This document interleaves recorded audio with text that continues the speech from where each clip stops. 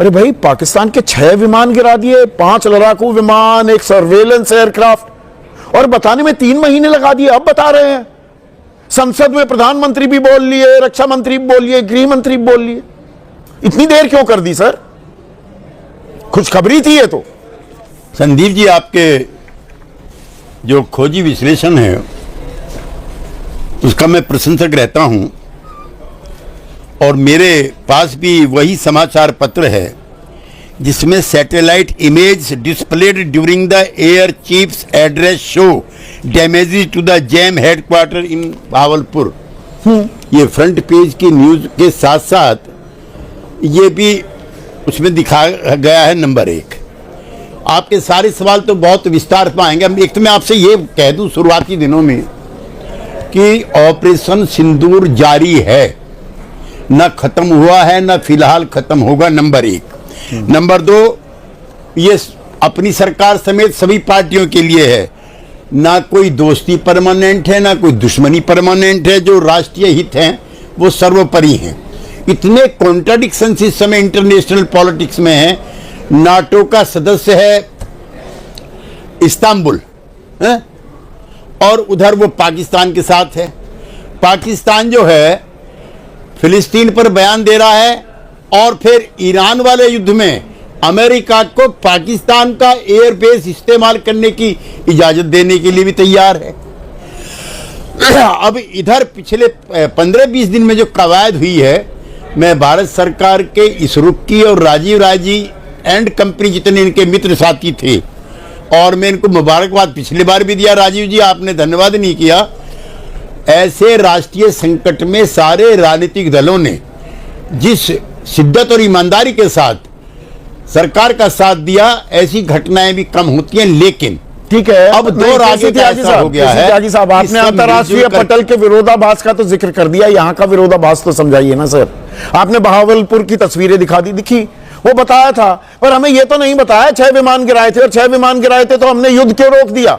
फिर तो भुस भर देना चाहिए था पाकिस्तान का।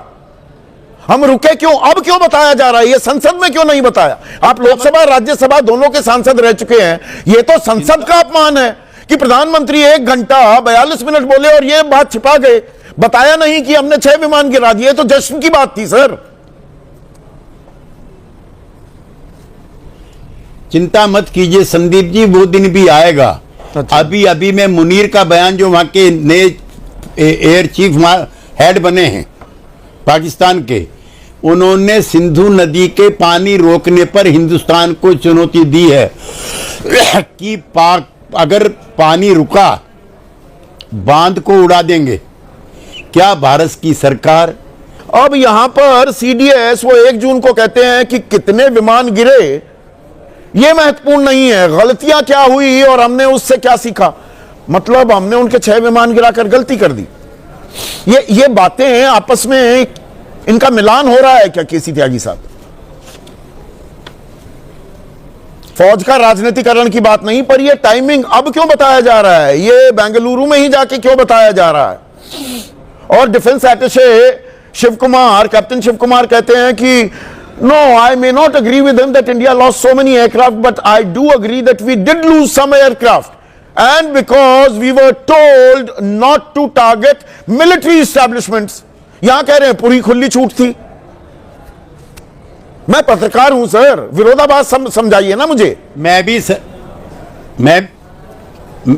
भी Sandeep ji as a proud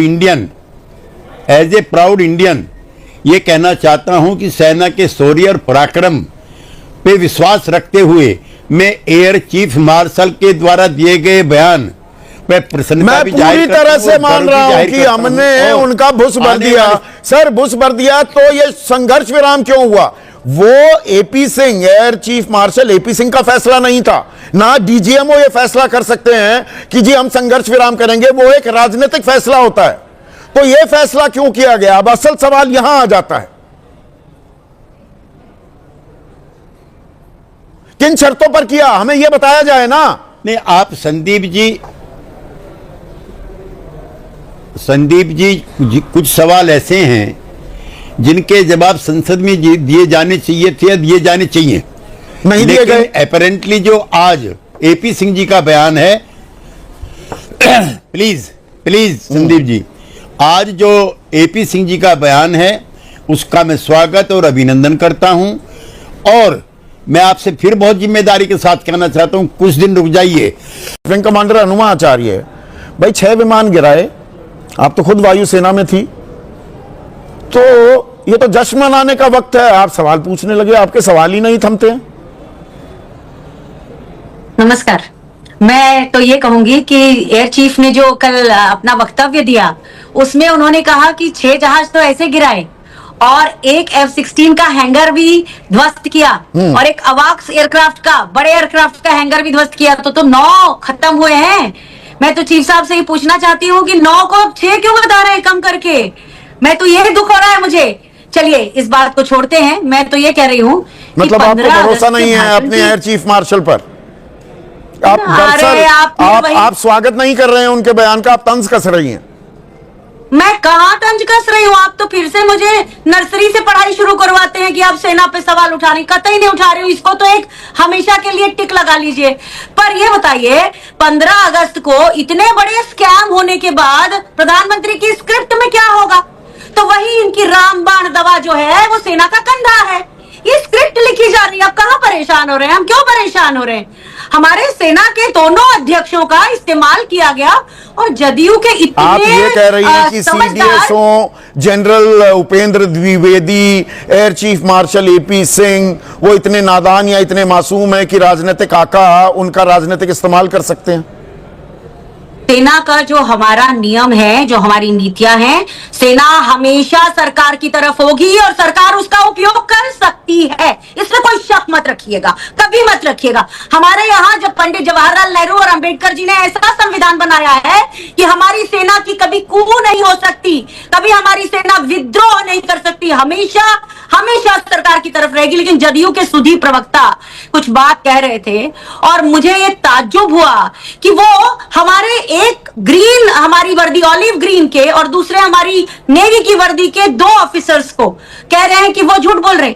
अगर वो वायुसेना अध्यक्ष के बयान का स्वागत कर रहे हैं तो अनजाने में वो ये कह रहे हैं कि सीडीएस अनिल चौहान साहब और हमारे कैप्टन शिव कुमार, वो दोनों सच नहीं बोल रहे हैं। खैर छोड़िए, कुछ भी कोशिश कर ली जाए, जो सुर्खियां हैं वो नहीं बदलेंगी। हिरेन जोशी पीएमओ से कुछ भी कर लें, पूरे देश में चर्चा सिर्फ इस समय उस सबसे बड़े लोकतंत्र के घोटाले की है, सेना का नाम लाकर, क्योंकि एक ऐसी चीज के पीछे शील्ड लेते हैं ये लोग। आप बहुत गंभीर आरोप लगा रही हैं विंग कमांडर हनुमा आचार्य कि सेना का राजनीतिकरण हो रहा है, सेना का राजनीतिक इस्तेमाल किया जा रहा है। और तो और अभी जदयू के प्रवक्ता ने एक बड़ी खतरनाक बात बोली है और ये मैंने परसों रात को 12:30 बजे लिखी थी, जबकि चीफ ने बोला भी नहीं था। मैंने अपने ट्विटर पर लिखा है, आपको दिखा सकती हूँ कि यहाँ पे यह आपको दिखेगा तो नहीं, लेकिन मैंने ये बताया है उसमें कि ऑपरेशन सिंदूर 2 होगा और उसके करीब 12 घंटे 10 घंटे के बाद हमारे चीफ का बयान आ जाता है। तो सेनाओं का राजनीतिक इस्तेमाल तो हो ही रहा है, लेकिन इन्होंने क्या कहा कि अगले 24 से 36 घंटों में कोई रिटेलिएशन हो रहा है, मतलब एक और स्क्रिप्ट लिखी जा चुकी है। अरे भगवान, हमारे देश का क्या कर रहे हैं आप? हमारे लोगों के साथ छल, हमारी सेना के साथ छल, और अब कह रहे हैं 36 घंटे में कुछ और होगा। यानी कि आपको बिहार चुनाव जीतना इतना, पिछली बार क्या किया था? बिहार रेजिमेंट के 20 लोगों की मौत हुई थी। AP Singh, air chief marshal AP Singh साफ कह रहे हैं कि राजनीतिक इच्छा शक्ति थी, कोई हमारे पर बंदिश नहीं थी, कोई रिस्ट्रिक्शंस नहीं थे। उपेंद्र द्विवेदी, जनरल उपेंद्र द्विवेदी कह रहे हैं शतरंज जैसा ये खेल था, हमें पूरी छूट दी गई। अब इसे भी आप राजनीतिक बयान मानेंगे? मैं इनकी बातों को फेस वैल्यू पर क्यों नहीं लूंगा? 3 सवाल सरकार से पूछे गए थे। पहला सवाल राजनीतिक इच्छा शक्ति का था, दूसरा था खुली छूट वाला, और तीसरा था हमारे कितने जहाजों का नुकसान हुआ। इन सभी सवालों का जवाब देने के लिए हमारे सेना अध्यक्षों का इस्तेमाल किया गया। और मैं चूंकि भारतीय वायुसेना से हूं, मेरे यहाँ पर 2 बहुत सीनियर जनरल्स बैठे हैं, तो वो भी जानते हैं कि भारतीय वायुसेना में हमें अभिव्यक्ति की स्वतंत्रता शुरू से दी जाती है। हम अपने सीनियर से भी पूछ सकते हैं कि सर क्या ये ठीक रहेगा, और आप जो कह रहे हैं उसके अलावा मैं आपको कोई सुझाव दूं तो मैं अपने चीफ के सामने ये कहना चाहती हूं, उनसे अनुरोध करना चाहती हूं कि सर इतना बड़ा पद मिला है और किसी चीज की जरूरत नहीं है, सरकार के प्रवक्ता नहीं बनेंगे आप, हमारी सेना, वायुसेना, कल उन्होंने बहुत सटली ये भी कहा कि वो थिएटर कमांड के पक्ष में नहीं है। जितने लोगों ने उनको ठीक से सुना है, वो सरकार से सीधा नहीं कह पा रहे, लेकिन वो कह रहे हैं एयर सुपीरियरिटी। वो कह रहे हैं अगर एयरफोर्स ना हो तो ये एडवांटेज कैसे मिलेगा। उनके मन का मलाल देखिए, वो जिसको धीरे धीरे कह रहे हैं, लेकिन ये सरकार सीधे ऐसी ठोक बजाने की भाषा समझती है। शर्मिंदगी की बात तो यह है कि मेरे चीफ ने इतने अच्छे से कहा, वो थिएटर कमांड के बारे में उन्होंने लगभग 2.5 मिनट बोला है, और उसको आप एयर चीफ मार्शल की बातों पर भरोसा ना करके क्या सेना का अपमान नहीं करेंगे? ये राजनीतिक आरोप तो लगेगा ना फिर कि देखिए कांग्रेस फिर करने लगी अपमान। आप तो उस मोड़ से शुरू करें, फिर ये जिंदगी हम तुम थे अजनबी, इस पे मत आइए ना। मैं कह तो रही हूं कि सेना का अपमान की तो बात ही नहीं है, यहां सेना है ही नहीं। ये सेना की तो शील्ड है। महाभारत काल की घटना नहीं सुनाऊंगी मैं, लेकिन मैं आपको बता रही हूं कि वही शील्ड है। सेना को शील्ड की तरह इस्तेमाल किया गया, क्योंकि इतना बड़ा स्कैम जो यहाँ देश की जनता के दिलो दिमाग में घर पे बसा चुका है, उसके लिए प्रधानमंत्री की 15 अगस्त की स्क्रिप्ट नहीं लिखने देंगे हम। ये बहुत साफ है। ये हमारे सेना का ठीक है, आप अपनी बात पर डटी हुई हैं। एक वाजपेयी सेना का राजनीतिक इस्तेमाल हो रहा है क्या? ये कहीं पे निगाहें कहीं पे निशाना सेना को सामने ले आए। लड़ाई हो रही थी, वोट चोरी पर वो काबू से बाहर जा रही थी, अब राष्ट्रभक्ति के सहारे चल पड़े आप लोग। ये तो शक है इनका, शंकाएं हैं इनकी। इसका इलाज तो हकीम उस्मान के पास भी नहीं हो सकता। इलेक्शन कमीशन को मानेंगे नहीं, सेना पे भी डाउट करेंगे, इलेक्शन कमीशन को डाउट 3 महीने बाद बता रहे हैं, संसद में नहीं बताएंगे। 6 विमान गिरे, छिपाने वाली बात है ये। नहीं, इसमें भी टाइमिंग ये तो अच्छा, इसमें भी टाइमिंग होगी कि आप बताया या कब क्यों? बिल्कुल होगी। किस लिए? मैंने तो सवाल उस दिन भी पूछा था, संसद में ऑपरेशन सिंदूर पर चर्चा हो रही थी। 96 दिन हो गए, 98 दिन हो गए, वो 4 आतंकी कहां हो गए? संसद में चर्चा होती है, वो आतंकी मार दिए जाते हैं। पार्लियामेंट में क्या बोला जाएगा? इत्तेफाक की भी हद होती है। सुनिए ना, जवाब सुनिए फिर साथ साथ। पार्लियामेंट में प्रधानमंत्री क्या बोलेंगे, रक्षा मंत्री क्या बोलेंगे, विदेश वो नहीं बताएंगे। 6 विमान गिराए हैं। क्यों बताएंगे? अच्छा नहीं बताएंगे। क्यों बताएंगे? क्यों नहीं बताएंगे? आप बताए ना, राइट प्लेटफॉर्म पे जो राइट प्लेटफॉर्म, संसद राइट प्लेटफॉर्म नहीं है। देखो जवाब ही नहीं आने दे रहे आप। नहीं, संसद से अच्छा प्लेटफॉर्म क्या हो सकता है? मैंने क्या कहना चाह रहा हूं कि संसद एक प्लेटफॉर्म है, उसकी लिमिटेशंस अपनी, मर्यादाएं अपनी हैं। क्या लिमिटेशन है संसद? क्यों नहीं है? ग्लोबल वार्मिंग 1 घंटे 42 मिनट प्रधानमंत्री बोले, पूरी तफसील से बोले, सारी चीज बताई। सिंधु जल संधि की तो ऐसी बातें देश नहीं जानता था। ये कौन डिसाइड करेगा? अच्छा, ये सरकार डिसाइड करेगी कि हमको क्या स्टेटमेंट देना है। ऑपरेशन सिंदूर पर देश की सबसे बड़ी पंचायत में चर्चा हो रही है। सरकार वहां ये जानकारी, जश्न मनाने वाली जानकारी नहीं देगी कि 6 विमान हमने गिराए हैं, क्योंकि फिर उसमें सवाल 1 मिनट नहीं, उसमें सवाल जुड़ जाता है ना। जवाब सुनो कि भाई 6 विमान गिरा दिए तो फिर संघर्ष विराम क्यों कर लिया? उसमें अगला सवाल ये हो जाएगा ना, जवाब बवाल कर जाता। जवाब सुनो ना। हाँ बताइए ना। कल लेक्चर था उनका, एयर चीफ मार्शल काट्रे का मेमोरियल लेक्चर है। उनकी अपनी ऑडियंस थी, वहां उन्होंने डिटेल में चीजें कह दी तो उनको कोई पब्लिक प्रेस कॉन्फ्रेंस करके नहीं बताई उन्होंने। अच्छा। जब जरूरत समझी जिस बात को और भी कही। और 1 जून को सिंगापुर में ब्लूमबर्ग एक विदेशी चैनल को CDS जनरल अनिल चौहान बताते हैं कि it is not important how many jets were down, but what did we learn from the mistakes? मतलब from the statement of the air chief और CDS you are doubting, say like this कि we are doubting। में जानकारी क्यों नहीं दी गई हमें? अरे भाई आप सरकार के पास जानकारी थी ना। Can you compel कि प्राइम मिनिस्टर विरोधाभास क्यों है? इन विरोधाभास का कोई जवाब देगा क्या? प्लीज, कोई हम हार गए, गिरे उनके हैं ना। किसने कहा? अगर स्टेटमेंट से ये जानकारी मिल गई कि 6 विमान, फिर मुझे समझ नहीं आता शिव कुमार क्यों कह रहे हैं I may not agree with him that India lost so many aircrafts, but I do agree that we did lose some aircrafts. अब हम क्या कर रहे हैं कि आर्मी के CDS और एयर चीफ मार्शल और वो कंट्राडिक्टरी स्टेटमेंट आती है। अरे समन्वय होना चाहिए, यही राष्ट्रहित की बात है। कैसी बात कर रहे हैं आप? नहीं, अलग अलग बयान आएंगे। मैं इससे सहमत नहीं हूं, ये राष्ट्रहित की बात नहीं है। दो राष्ट्रहित की बात नहीं है। प्लीज, जो स्टेटमेंट आ गई उस स्टेटमेंट को एज इट इज मानना चाहिए। तो किसकी मानूं? जनरल अनिल चौहान की मानूं, कैप्टन शिव कुमार की मानूं? एक ही है, अगर आप ध्यान से पढ़ेंगे। जनरल राहुल सिंह की मानूं? वो कह रहे हैं नहीं, ये पाकिस्तान तो मुखौटा था, चीन से लड़ रहे थे। संदीप जी, ये मैं सहमत नहीं हूं इस बात से। सारे की स्टेटमेंट एक ही तरफ इशारा है कि टारगेट अचीव्ड। उन्होंने ये भी कहा टारगेट अचीव था। मिली पाकिस्तान को मात जैसे बिछी एक शतरंज की बिसात। भारत पाकिस्तान के बीच में मई में हुए संघर्ष के बाद army chief general Upendra Dwivedi ने एक बार फिर से शौर्य की गाथा सुनाई है।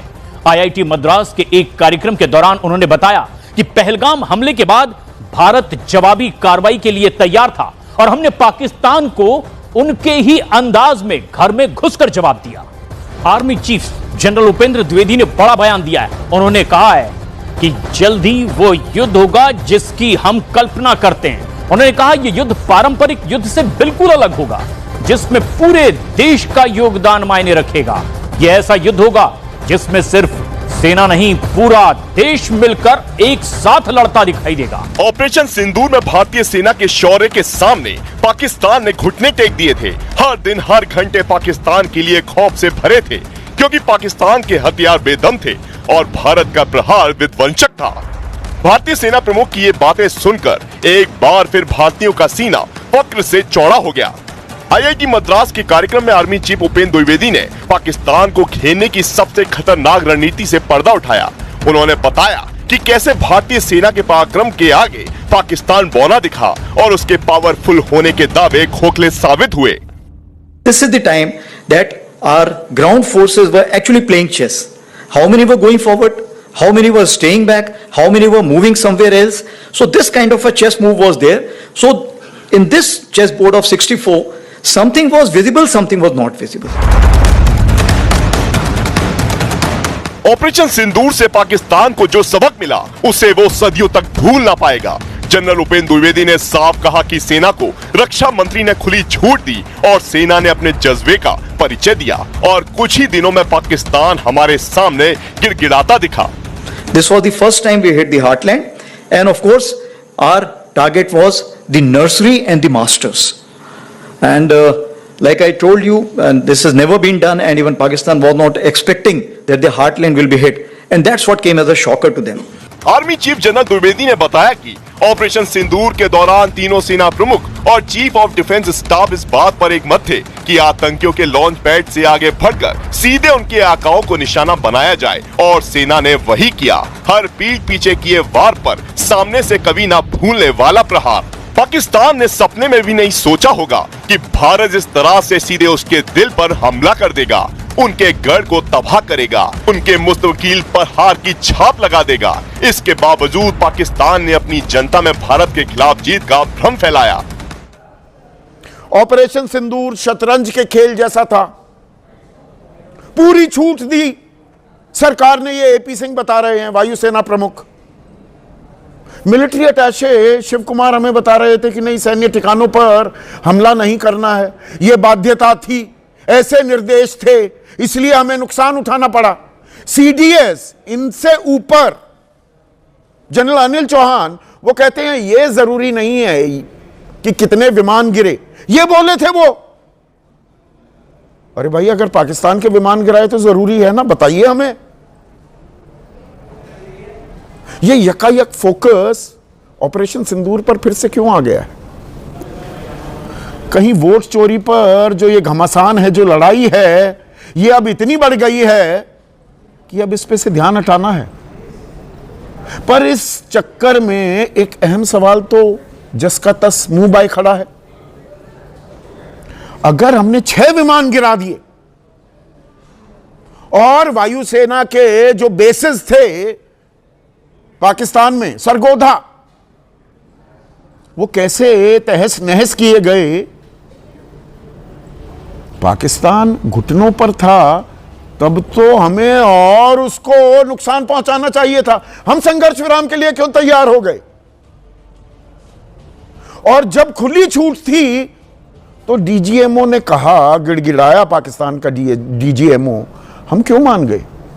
और ये सेना का फैसला तो नहीं होता, ये तो राजनीतिक फैसला होता है। ये घालमेल क्या किया जा रहा है? ये बिना बात का रायता क्यों फैलाया जा रहा है? सेना को राजनीतिक दंगल में क्यों लाया जा रहा है? क्योंकि आसिम मुनीर ने यूएसए में जाकर एक स्पीच दिया है। इस स्पीच में इंडिया के अगेंस्ट काफी बातें बोली है और स्पेसिफिकली इसने ये कहा है कि कल को अगर कोई न्यूक्लियर वॉर होती है भारत के साथ, उस केस में आधी दुनिया को पाकिस्तान साथ में लेकर जाएगा। Will take half the world down if a nuclear war starts. और तो और यहां पे आसिम मुनीर ने यह भी कह दिया कि हम लोग वेट करेंगे कि इंडिया डैम बनाए। आपको पता होगा इंदस वाटर ट्रीटी को सिंस अब हमने सस्पेंड कर दिया है, तो बहुत सारा पानी जो पहले पाकिस्तान की तरफ जाया करता था, अब इसको हम भारत की तरफ डाइवर्ट करेंगे। तो ये यहाँ पर कह रहे हैं, हमको पता है कि भारत अब डैम्स बनाएगा इंडस वाटर ट्रीटी की नदियों पर। ये कह रहे हैं हम डैम इंडिया को बनाने देंगे। एक बार वो जब डैम बन जाएगा ना तो उसको 10 मिसाइल से ये डिस्ट्रॉय कर देंगे। जैसे इनके मिसाइल बहुत ज्यादा हाई क्वालिटी के हैं। रिसेंटली ऑपरेशन सिंदूर के बाद के इवेंट्स में हमने देखा पाकिस्तान का एक भी मिसाइल भारत को हिट नहीं कर पाया। हमारे कई मिसाइल्स ने पाकिस्तान को कई जगह डिस्ट्रॉय किया है, मगर आज भी आप देखो ये लोग अपने फॉरेन डायस्पोरा को ये सपने दिखाते हैं कि आधी दुनिया को डिस्ट्रॉय कर देंगे न्यूक्लियर वॉर में, और साथ ही साथ भारत के डैम्स डिस्ट्रॉय कर देंगे ये 10 मिसाइल्स के साथ। अब यहाँ पे आप एक सवाल पूछोगे कि यूएस ये सब अलाउ कैसे कर रहा है? कि आसिम मुनीर यूएसए में जा रहा है, यूएसए में जाकर ये इस टाइप के स्पीचेस दे रहा है अगेंस्ट इंडिया। और तो और ये बात मत भूलिएगा, डोनाल्ड ट्रंप जिस कंट्री को सबसे ज्यादा सपोर्ट देते हैं इजराइल, पाकिस्तान इजराइल को भी धमकी दे चुका है। इधर यहाँ पे आप लोग देख पाओगे पाकिस्तान ने रिसेंटली इजरायली प्लान की निंदा करी है to militarily take over Gaza और वार्निंग दी है कि इससे सारे पीस प्रोस्पेक्ट्स खत्म हो जाएंगे। अब जैसा कि आपने देख लिया वीडियो के अंदर किस तरह भारतीय मीडिया चीखता चलाता रहा है, लाइव शो में धमाका किया है भारतीय एंकर का। पीजीपी लीडर पर ताबड़तोड़ वार किया उन्होंने, जहाज़ गिराए तो हमें बताया क्यों नहीं। पीजी लीडर की लाइव शो में बेइज्जती की। भारतीय एंकर का ज़ोरदार सवाल, हमें खुशी मनाने का मौका क्यों नहीं दिया गया? अगर आप पहले बताते तो हम भी थोड़ी खुशी मना लेते। मतलब उन्होंने खुलकर बेइज्जती की है लाइव शो में कि हमें क्यों नहीं बताया गया। भारतीय एयर चीफ की टैड बेइज्जती हुई है। आज के लिए इतने। अगर मज़ीद इस तरह की रिएक्शन वीडियो आपने देखनी है तो हमारे चैनल क्रिकेट 4 को सब्सक्राइब कर लें। वीडियो पसंद आई हो तो वीडियो को लाइक और दोस्तों के साथ शेयर ज़रूर कर लीजिएगा। मिलते हैं किसी नेक्स्ट वीडियो में, तब तक के लिए अल्लाह नेगबान।